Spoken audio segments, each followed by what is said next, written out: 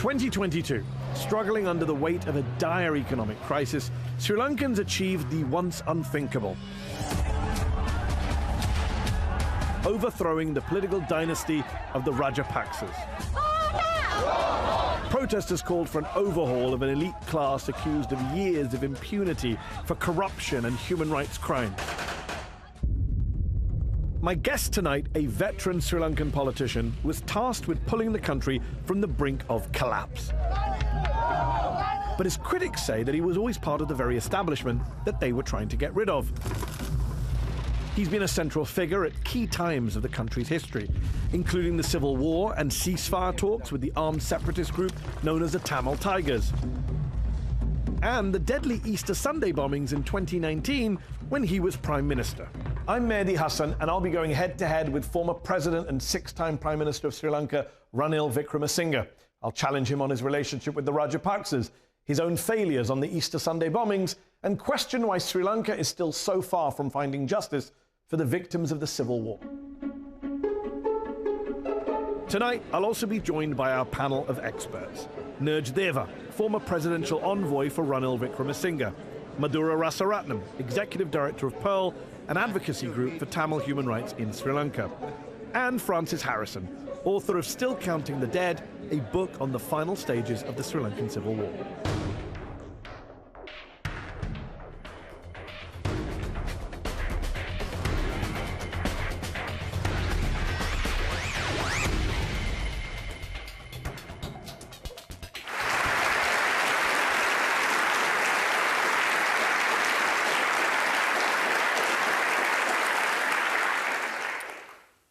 Ranil Wickremesinghe, thank you so much for joining me on Head to Head today.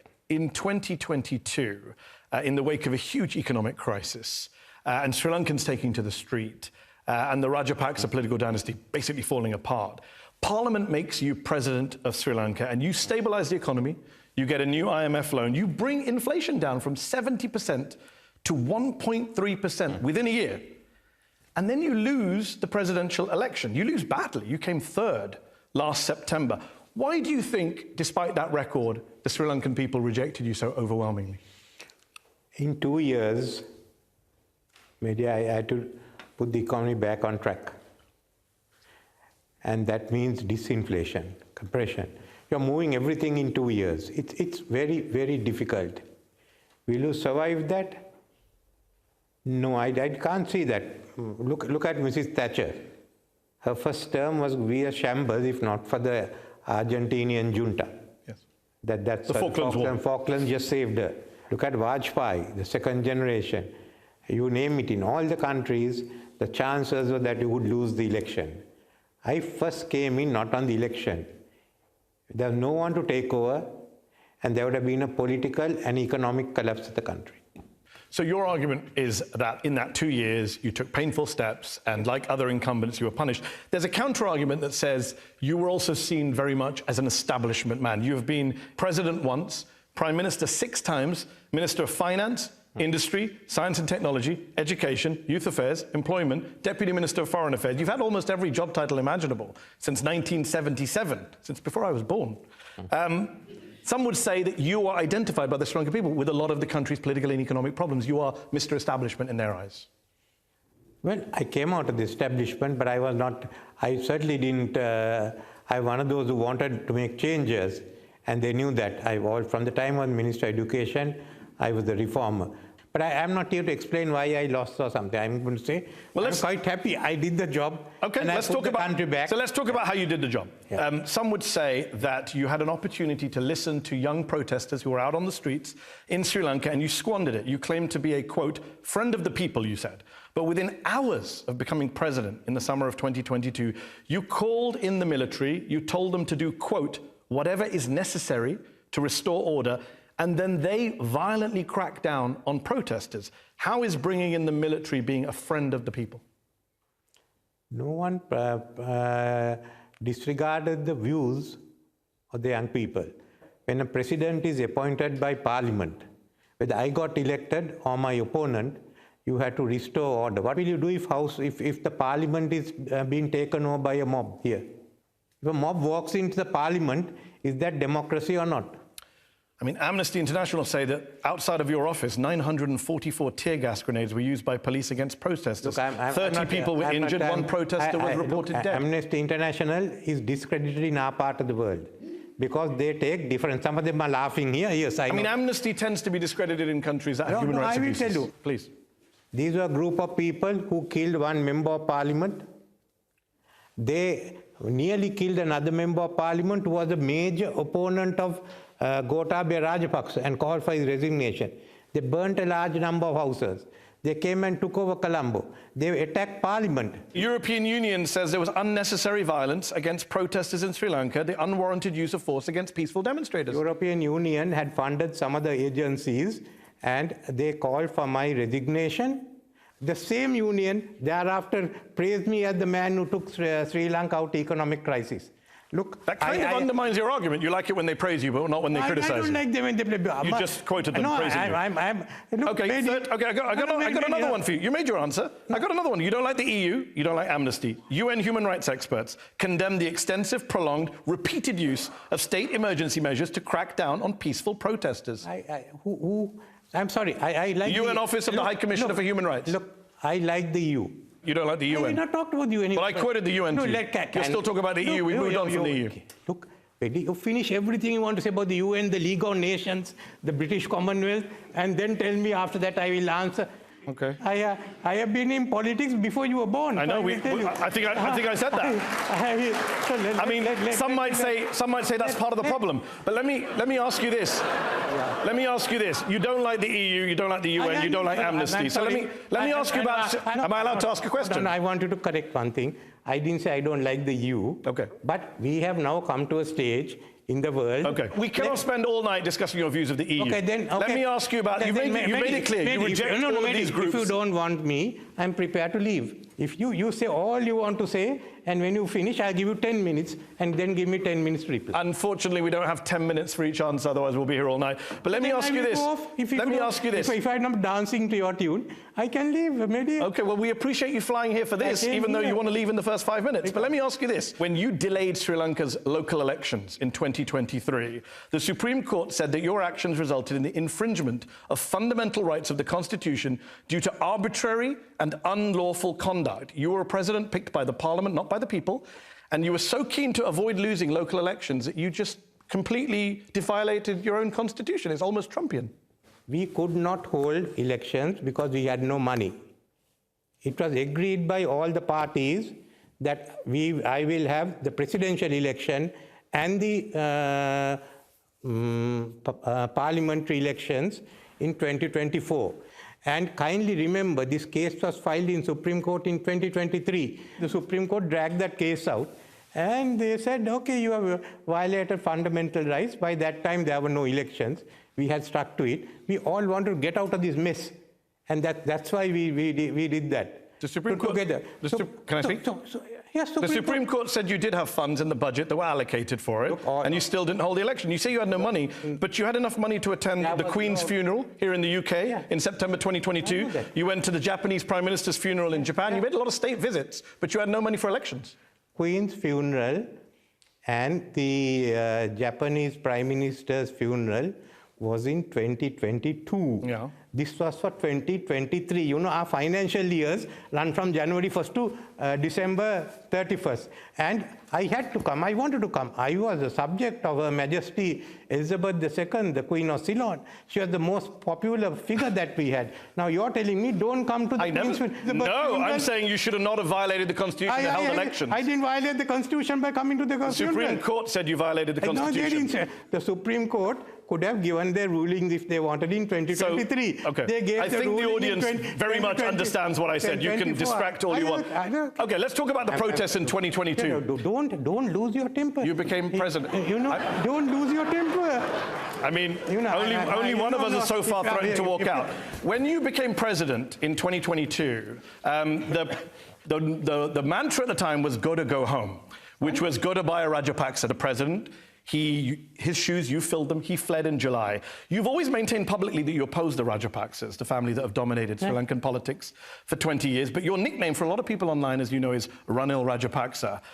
You've been Prime Minister or President on and off for over 30 years. What have you done to hold the Rajapaksas responsible for their alleged corruption and many other crimes? Why do you say you're opposed to them when you're clearly not?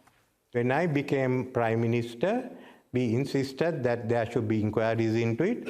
We created the Financial Crimes Division. There was a separate secretariat to inquire into corruption, headed by Mr. Anand Vijaypal, who's today the Minister for Public Security. And there was another one, the former head of, Mr. Valiamuna, who Transparency International. Then there was the Bribery Commission. All of them investigated. Mr. Gotabaya Rajapaksa was prosecuted, was released by court. Basil Rajapaksa was prosecuted, Namal Rajapaksa was prosecuted, Yoshita Rajapaksa was prosecuted. There's a name missing from your list. What's the list? Mahinda Rajapaksa. So they have to find evidence. No, it's not I who do it. Like your country. I mean, there's allegations that he took $7 million from a Chinese corporation. You know there are many crimes they're accused of. Look, in my country, it's the Attorney General who's not a political figure who decides on prosecution. We can only send the evidence before him. Attorney General decided what cases you should prosecute. Many people think you're covering up for them. I am not. Is the Attorney General? I am not the Attorney General. I watched a video of you, actually. You attended the birthday party of former President Mahinda Rajapaksa in November 2023. And there's a video of you singing as the cake arrives. So what's wrong? Do you normally attend the birthdays of all the people you claim to be opposed to? I mean, in Sri Lanka, we have our differences. But look, in our system, we go for social functions, weddings, funerals, all of that. Far as Mr. Mahinda Rajapaksa is concerned, up to date, neither the... I have been opposing the Rajapaksas all of this time, you said. You are now got cornered. No? You are trying to say that... I'm not the one who was at a birthday with an alleged war criminal. What does it matter? It's Attorney General who decides whether to prosecute or not. So do you say that our Attorney General... I just want to be clear. No. I've been opposing the Rajapaksas all of this time. Are you opposed to them or not? No. Maybe why were you at the birthday party with an alleged war criminal? You are not allowing me to finish. Then that's because you're not answering the question. No. You do realize that's what politicians do. I'm not new to this game. That is not... I am not new to your game, Mehdi. What's my game? Asking questions. You've been cornering people and shouting at them. You think I don't know? Yes, I'm the one shouting right now. Look, I've known this, Mehdi. Well, let's bring on our panel. But let me ask questions. Madhura Rasaratnam is a senior politics lecturer at City University in London, executive director of Pearl, an advocacy group for Tamil human rights in Sri Lanka. How would you rate his presidency when it comes to accountability, when it comes to dealing with the Rajapaksas, all of these contentious issues in Sri Lanka? You know, as you said, President or former President Wickremesinghe is an establishment figure. And he took the reform of the system that he is a product of as seriously as he's taking the interview, right? He came to power in 2022. He was placed there by the Rajapaksas, the majority that voted him into power against the wishes of the protesters who wanted total system change, because the system of which he has been a part, it has committed grave crimes. We've just produced a report that's amounting to genocide, but also then it has led to a collapse of the whole economy, because these crimes, they are systemic. Right? So he came to power, he had a golden opportunity on the back of the momentum of those protests, right, to really go for system change. And instead what he did was he put the show back on the road.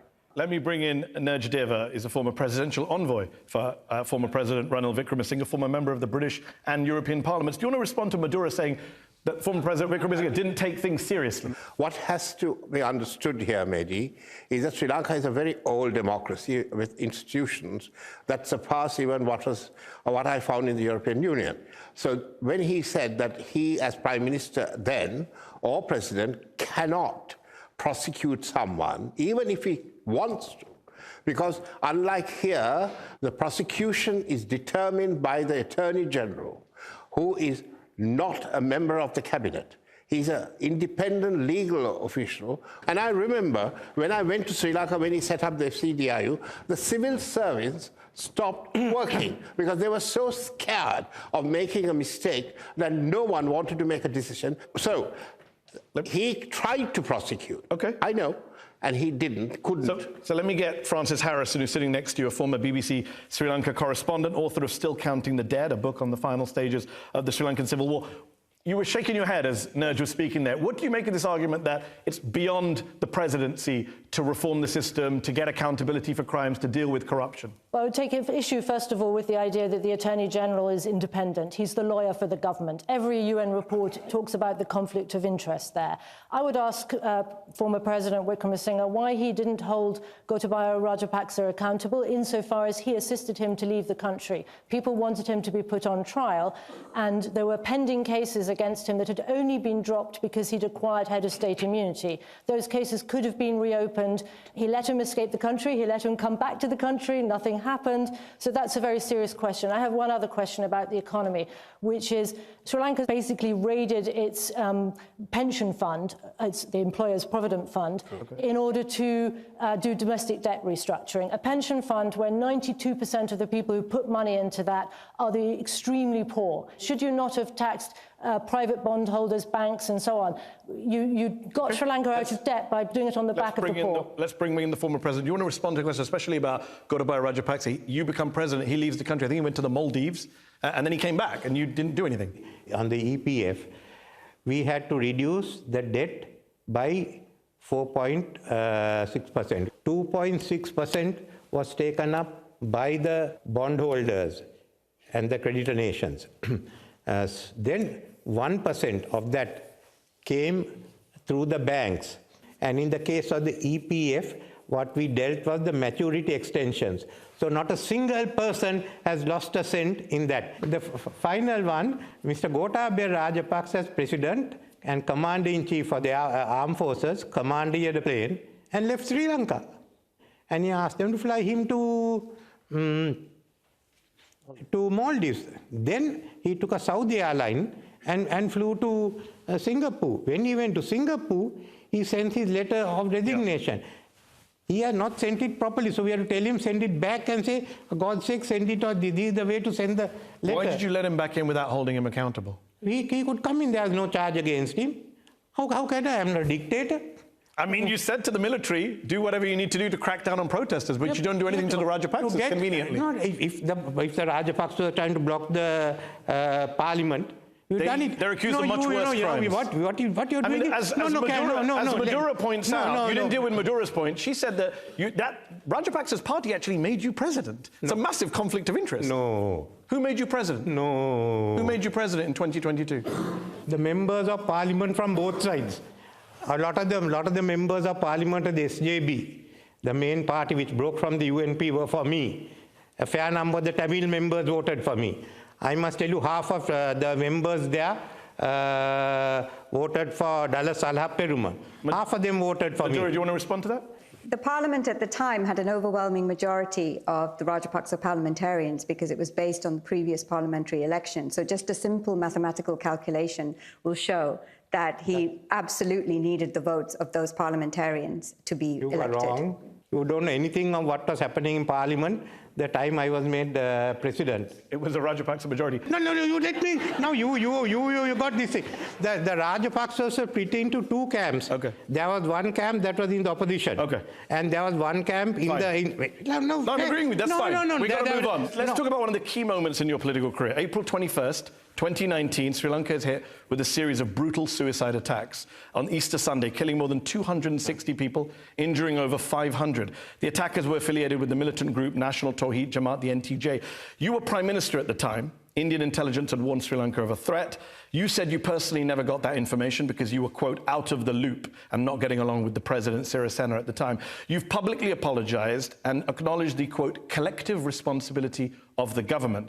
I wonder, what about your personal responsibility as Prime Minister of Sri Lanka? Have you considered a personal apology? Do you want to offer one here tonight?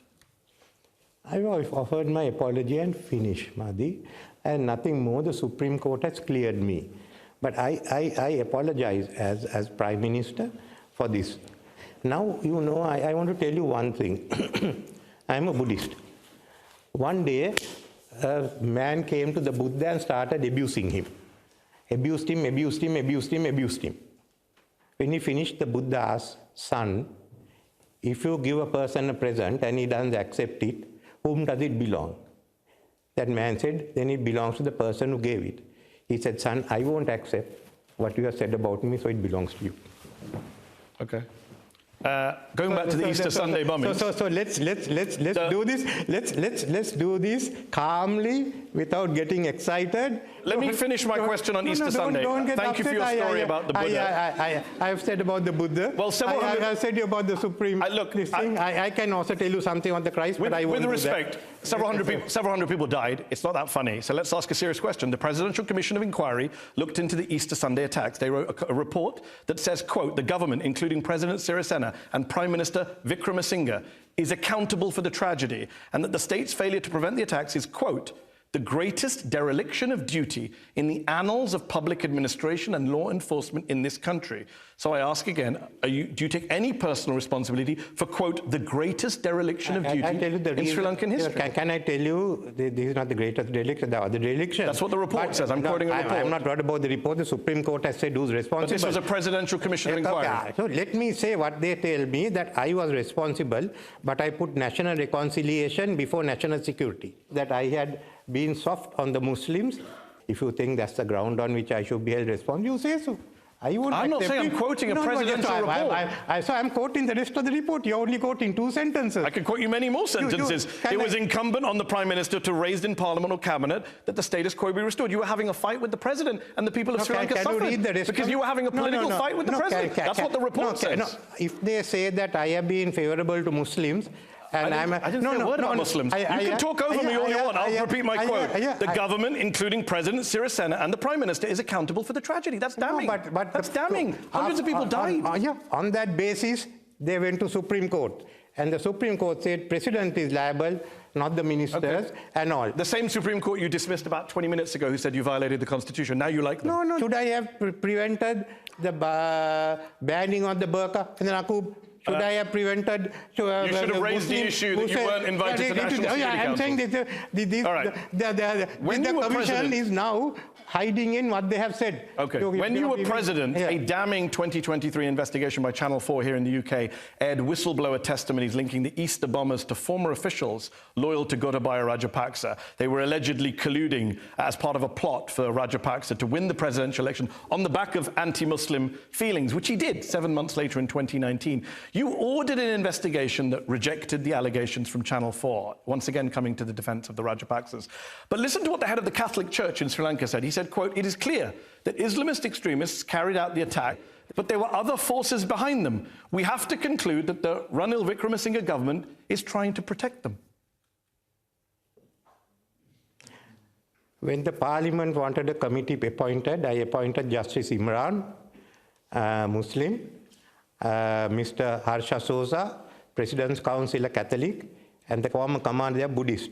They went in, it's a full report, and they said that this has not been proved, and it was proved that the official concerned was not in Sri Lanka at the time, he was abroad. Now, as far as I'm Nobody has any faith in those committees.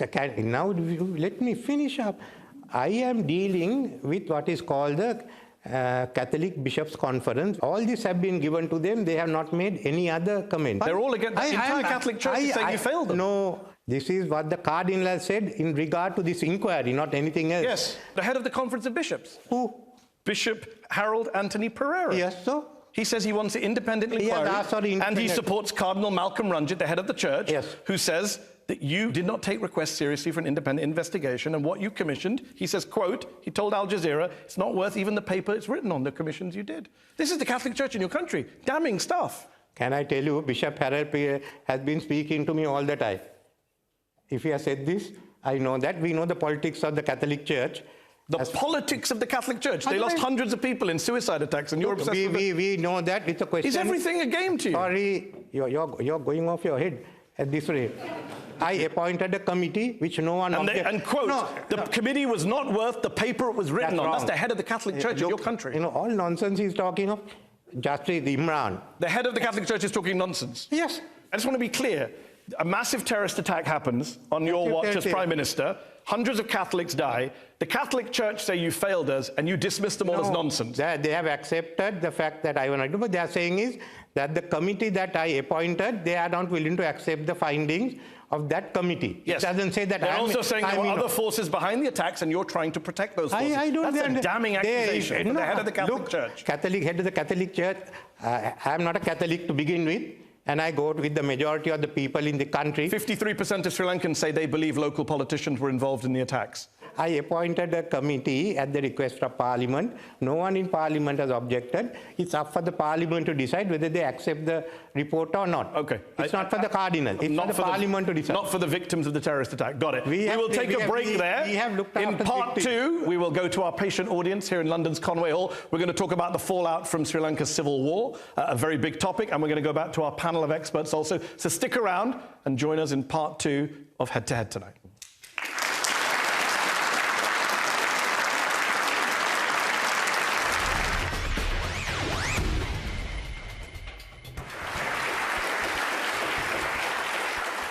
Welcome back to Al Jazeera's Head to Head. My guest tonight is Ranil Wickremesinghe, former Prime Minister, former President of Sri Lanka. Ranil Wickremesinghe, thank you so much for being here tonight. We talked in part one about your presidency. We talked about the Easter Sunday attacks.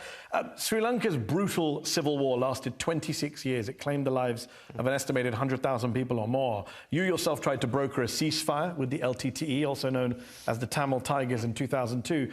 But last year, when you were president, the UN said, to date, the government has rarely even acknowledged the serious violations that occurred in the conflict or provided victims with adequate redress. In the 16 years since the end of the war, you've been Prime Minister 4 times and President once. Can you tell our audience today how you believe justice has been served on your watch for the victims of the civil war? No contest. UN has said that. I'm not contesting. Next question, please. That wasn't my question. My question was, how has justice been served on your watch for the victims? I said no contest. I don't know what that means. I mean, this is what you say. If I go to answer, you will shout on me. So I said, all right, guilty as charged, no contest or whatever it is, get to the next question. So you believe the victims of the civil war have been I don't believe delivered anything. justice? You're not giving me a chance to speak, so I'm not saying anything. I said no contest. So bring the next question, please. It's a little bit childish for a former president of a country to not be able to answer a question. I'm saying no contest. If I'm childish, Gandhi was also childish. I'm only doing what Gandhi did. Gandhi didn't answer interview questions. He didn't answer, he didn't even in British courts, he didn't. You don't know history. What can I do? We are a non-violent nation. We are from the Himalayas. You're a non-violent nation? I'm a non-violent I'm literally person. asking about a civil war that lasted 26 years and killed over 100,000 people. No contest again. There was no civil war for 20 years. What was the civil war? There wasn't a civil war. Will you let me speak without interrupting? Then I will say what If you can answer the question, yes. No, I'm not. This is not a platform for you to give political speeches. I said no contest. You said I'm making political speeches. I'm a politician. So no contest to get on to the next one. Okay, let's try this. On your watch, there was an Office of Missing Persons that you set up. Your office investigated 6,000 cases of disappearances. Can you tell us how many people were found by that No office? contest again. So if I say anything, it's a political speech. I'm just asking how many people were found. I will... 6,000 disappearances. Is this a joke to you? No, the number who have disappeared, according to Francis, was far more. We are trying to... Exactly. Amnesty says 60,000. I'm saying 6,000 because I knew you... No, there were 14,000 names that had come. So we are trying to do that. Again, split them into 2 lots. Those who were involved in the Mullawaikal incident and those who were outside. Because not only the... war there, we were talking about the disappearance in the south and others. Then once you identify the Mullawaikal, that's the big problem here. Then are there other numbers? Because 40,000 was not the big number that came. The disappearances, many of them, we are still going on. How many were found by your office? Why is it such a hard question for you to answer? What? 6,000 disappearances were investigated. How many people were found? 14,000, of which they're still going on. 16 people were found. Isn't that an embarrassing number? On your watch, only 16 people, 16.3%. Sorry, that was done through different groups. Large number are missing. We had an ethnic conflict in the country. It's something which has struck all of us. There are a large number of you here because you couldn't live in the north. So let us look at how we are going to solve it. Not only the question of missing persons, but what has happened. It is not a simple civil war as such. She will, of course, disagree. But if you are not allowing me what to say and how that we could bring it around. Has justice been served to the victims of the justice Civil has not War? been served to any other communities. Okay. Why was justice not served on your watch? Okay, I have answered your question that justice has not been answer served. the question. So after that, you say what? Okay, why did you reappoint last year as your Chief of Defence Staff a man named General Shavendra Silva, who the US government blacklisted for gross violations of human rights, namely extrajudicial killings? How can there be truth, reconciliation and unity, which is a commission you started, when you're keeping on board generals accused of gross human rights violations in that conflict? General Shavendra Silva was there. He said he's willing to stand any inquiry.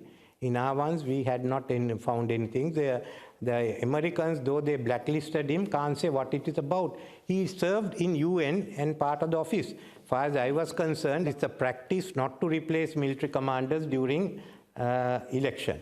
I didn't want to go and change it, but when I took over, I checked on it, and I was satisfied that General Silva was not involved in it.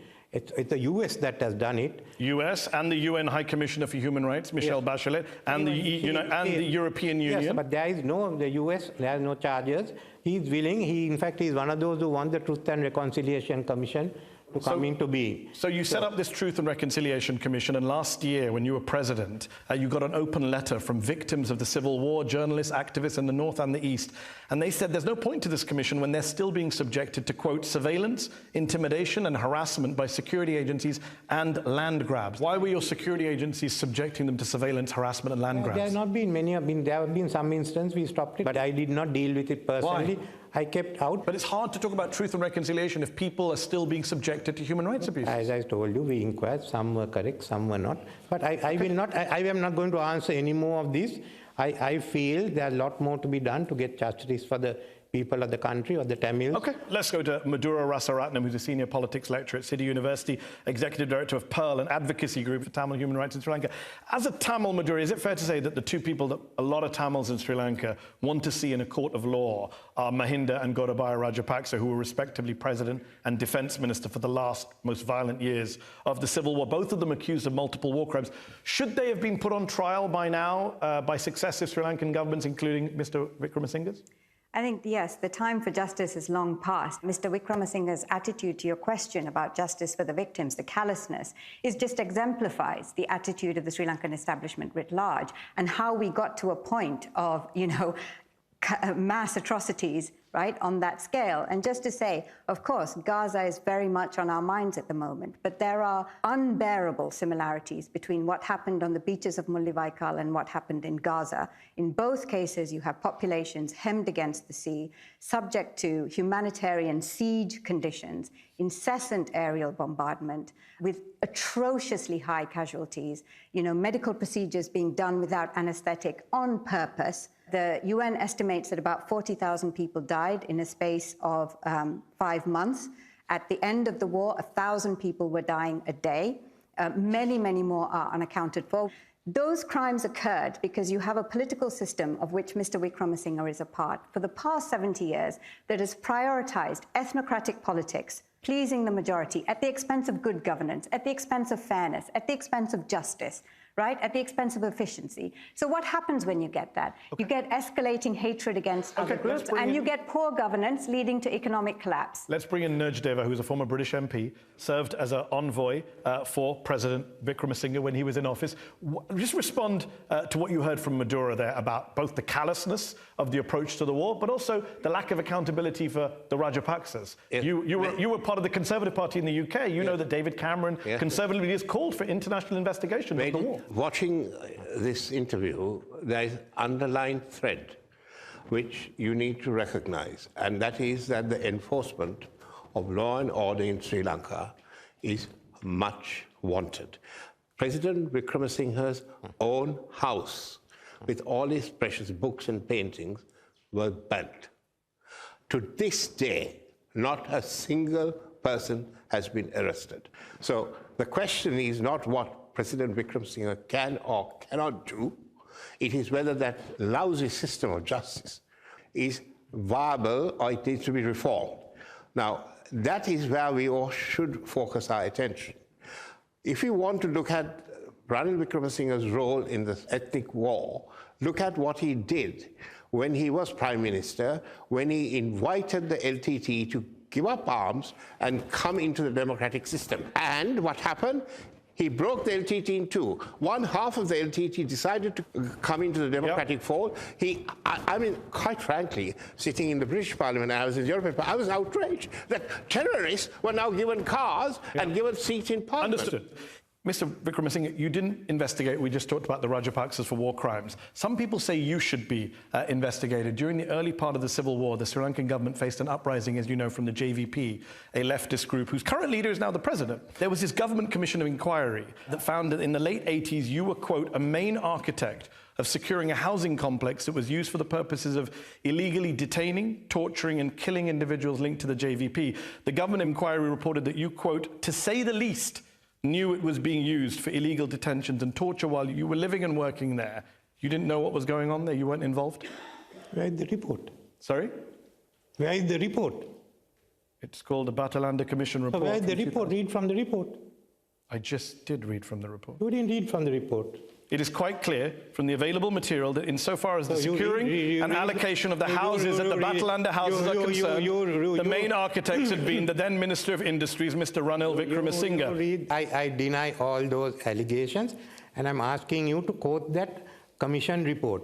This is supposed to... I just quoted it to you. No, so where is that commission? Where had that commission report been tabled? There's a lot of evidence in this report. No, but it's not what evidence. There has to be a commission report. There is a report. It's called the Batalanda Commission report. There is no commission report. The commission report has to be tabled out. Okay, but the report still exists, whether it's tabled in Parliament or not. No, it's not tabled in Parliament, it's not report. Okay. In the report, a key witness who was your caretaker and, quote, trusted employee testified that you were leading meetings about the torture of detainees there. He died. He was 36 years old. Just days before you testified to the commission, Vincent Fernando was his name, and he testified that you wanted the suspects at Batalanda, quote, destroyed. That's what he testified. He never gave evidence. He did give evidence. No report was tabled. There was nothing to be found against me.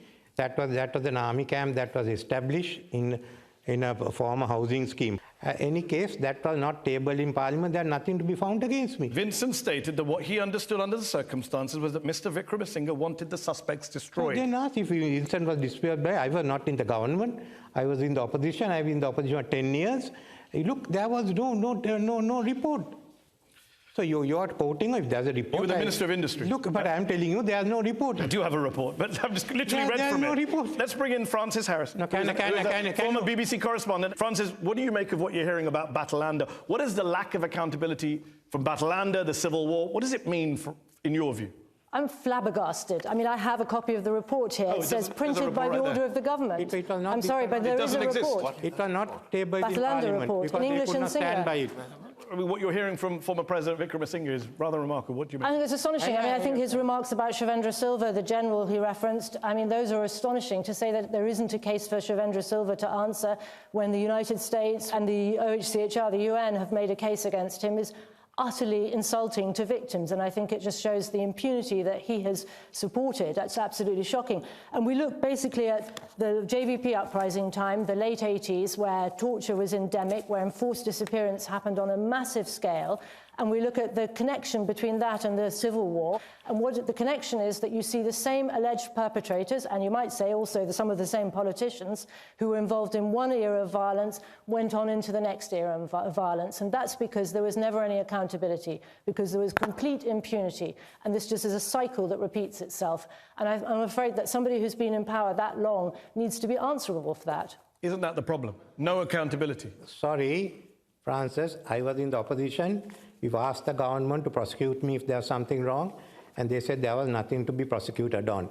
I was here in London, I was in Oslo, and I was in Brussels the time of the last 2 weeks of the war, trying to arrange to see what relief that can be given. Let's take some questions from the audience. Okay. Let's go to the gentleman in the fifth row with the brown jumper. Mr. Wickremesinghe, you've said in previous forums that you support the Palestinians' inalienable right to self-determination. You've applauded South Africa for the action that they're taking at the ICJ. You've spoken about an independent sovereign state for the Palestinian people. Why is there this hypocrisy and double standards? Why can the Tamil people not also have their own right to self-determination and also their own international action at places like the ICJ, the ICC? The Palestinians have been recognized as a separate state. There has no international recognition for a separate Tamil state in Sri Lanka. Having said that, there is an issue which we still have to solve on that clashes that took place from 1983 to 2009, the numbers who disappeared on all sides, the people who were killed, and that we are moving towards by getting different groups. When I was president, I had a mandate to put the economy back on track. There's a lot more to be done. There are a lot of groundwork. This new government will, once they have let us know what their policies on the economy, they say they are going ahead with what I started, that's good. Then they will have to sit down towards the latter part of the year and decide how it is to be taken forward. Gentleman here in the third row, yes? Why is it the aftermath of the Civil War, the economic crisis, even after the tsunami, the Easter bombings, we can never get a clear answer of what's going on? It's like what Marvin Nattapatu said about Sri Lankan cricket. You know, bunch of Muppets headed by a joker. No, I must say one thing. There's no details. A lot of commissions, a lot of reports. Where are the details? I'm sorry I couldn't do much, but my duty, I had a limited mandate. I was made president with agreement of the parties that we handle the economic issues. I've done that, and we go in for elections, and the new government will take all this up. So it's still being pending. But what are the issues that you wanted to know? You tell me, I'll tell you what the status is today. They are still not complete. So you ask me, if you tell me what specific issue is, yeah. He's saying that I've been asking you specific questions about disappearances and killings. Yeah, and I've told you, okay, detail. on disappearances, there is still investigations going on. There's a lot more to be done. We cannot locate everyone because most of them are not among the living. That's all. Okay, let's take the question for this lady here. Do you want to ask your question? As a witness from the Mullivakal itself and a survivor of the Mullivakal War, I think I have the right to ask this question. When the international community tried to bring the international criminal prosecution mechanism for the atrocities and the genocide that was committed against Tamils in 2015, you hijacked and pretended to co-sponsor a hybrid mechanism and made sure it failed. I wanted to ask you if you were afraid of the mechanism coming in place and what might come out. We were asked, we did not hijack. We did not hijack. The president was asked to co-sponsor it in 2015, and he agreed to co-sponsor it. He asked me also, I said, go ahead, co-sponsor it. When it came this side, there were two different views. So I said, let us first come to an agreement, and you can take it up next time. And large section which didn't want to against co-sponsoring are now willing to sit down and talk of how we come to a final settlement. Briefly, Francis, very briefly. I don't think this is about a political settlement. This is about truth and justice, about a process that holds people accountable for gross, violations of human rights. And that's what she's talking about as a survivor. So I was asked why we co-sponsored it and in 2015 and why we didn't do it this time, because we were able now to get people who are opposing it to sit down and talk of it. And we said, any case, this was all going to be rolled over into 224. You agreed to a hybrid course, and then you backed down as soon as you agreed to it. We've agreed to roll it over and take up our positions in 2025. I wanted a common position where we could get all together. Gentleman here, yes, stand up. 1 month after the war in Gaza started, a right-wing American think tank published an article called A Rajapaksa Plan for the Complete Destruction of Hamas. And it went on to argue that Israel should employ precisely the tactics that the Rajapaksas had employed. And these tactics, as we know, involved basically herding hundreds and thousands of innocent civilians into so-called no-fire zones and then slaughtering them and bombing them. But importantly, then went on to say that Israel should then do what the Rajapaksas did and have nothing to do with any kind of international inquiry or process of accountability. Does it worry you that your failure to ensure that there was exactly such a process has actually encouraged, led to, legitimized and justified the kind of ignoring of international humanitarian law that we are seeing with such tragic consequences today in Gaza.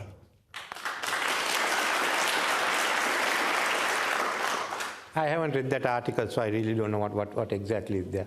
I couldn't comment on it. But the idea that some people on the pro-Israel side see the Rajapaksa model of war crimes, of attacking hospitals, as something to emulate. No, there was no attacks on hospitals except what happened. Can you let me finish? The attacks on hospital was in Mullivaikal was the main where the hospitals came. Other ones were inquired into. There had been occasions where the Air Force had bombed and action was taken against some of them. But a large scale this thing, I wouldn't say that. I have been one of them who have been insisting that all hospitals should not be touched, and we went through that. What happened during the last stages of the war? Yes, there were problems there. I admit that. I won't say no to that. UN experts found that throughout the final stages of the war, virtually every hospital in the Vani area, whether permanent or makeshift, was hit by artillery.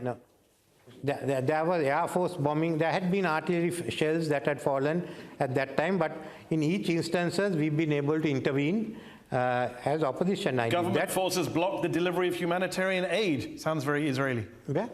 In Sri Lanka. Yeah. According to a UN panel established by Ban Ki-moon, Sri Lankan government forces blocked the delivery of aid to victims of the war. Sounds very Gaza-like. No, incidents that should have been this thing. I admit that took place.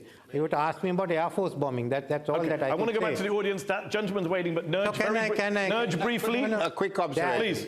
You got the wrong guy here being asked questions. You should have Rajapaksa here, because he was destroyed by Rajapaksa. He stood against Rajapaksa. I saw him singing at his birthday party. Well, that doesn't matter. Yeah, but we've got to go back to the audience. This gentleman has a question.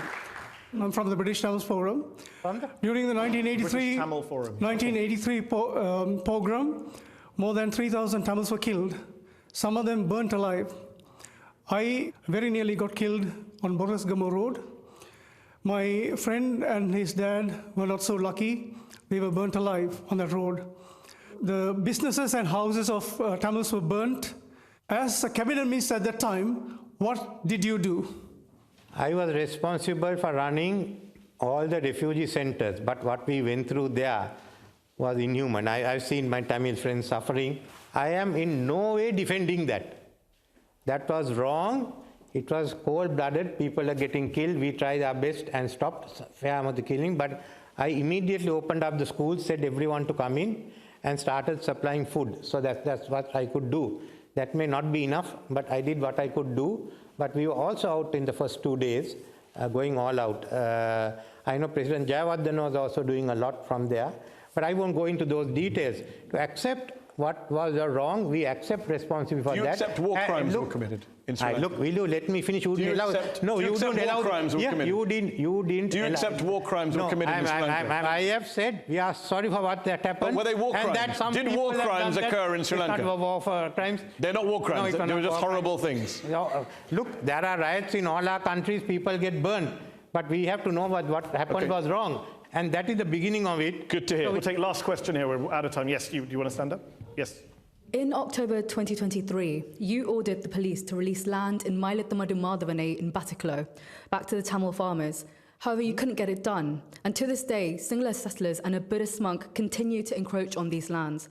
So given Sri Lanka's long history of failing to act on such issues, doesn't this reflect the deeper problem of Sinhala Buddhist nationalist ethnocracy within the state? Those who encroached on it were thrown out. We had asked the police to go in, take the orders, and System B lands should be kept for people in Batikalo, both the Tamils and the Muslims. System B is mainly for them and also for commercial development. That's the ruling I gave. So that land has to be given there. How to distribute it, what you do, those are different issues. But there can be no encroachment or lands given there because System C was given to the Sinhalese. Last question from me. You've run for president several times and lost. Do you plan to run again?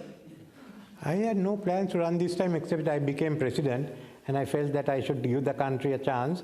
This is what I have done, give them opportunity. But it is a complete outcome where no one got overall majority. There will be other parties. No, I won't be running. I be just watching your Al Jazeera head-to-head and hope that you'll be better mannered, that's all. Okay. Thank you all for joining me here in London's Conway Hall. Thank you to our panel of experts for joining us tonight. Thank you, Ranil Wickremesinghe. That was head-to-head on Al Jazeera English. Appreciate all of you at home for watching.